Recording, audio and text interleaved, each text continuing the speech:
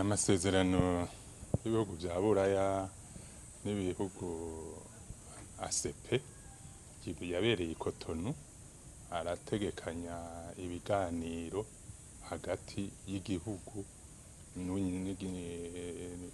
n'ibihugu byunze ubumwe bya Buraya mu gihe muri ayo masezerano harimwo umwe adakurikije ibiri muri yo nukuvuga kubahiriza agateka kazina muntu kwemeza kugendera ingendo ya demokrasi ahanini ishingiye kugukabukanya ibiringo no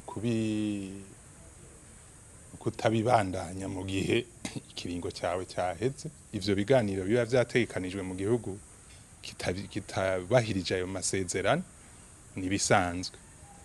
Iki umuntu ashobora kwibaza ni none Uburundi burashobora gusubira inyuma ivyo bintu bikubahirizwa. Turafata nk'akarorero kw'ibiringo vy'umukuru w'igihugu mu masezerano y'Arusha biravuga ko atawurenza ibiringo bibiri, n'ibwirizwa shingiro niko ribivuga. Rero aho oye Uburundi bwararenze ko iyo ntumbero ingendo ya demokrasi. Ikibazo rero none Uburundi burashobora gusubira inyuma? Budasubiye inyuma none ibihugu vya Buraya vyosubiza inyuma amasezerano yavyo, kuko n'amasezerano bagiranye n'ibihugu bataravye umuntu ahari.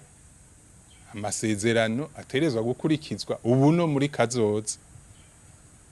Sinzi rero ko ibihugu vya Buraya byo kwisubirako kuri ayo masezerano. Bitisubiye ko naho bica bihagarika imfashanyo. Bihagaritse imfashanyo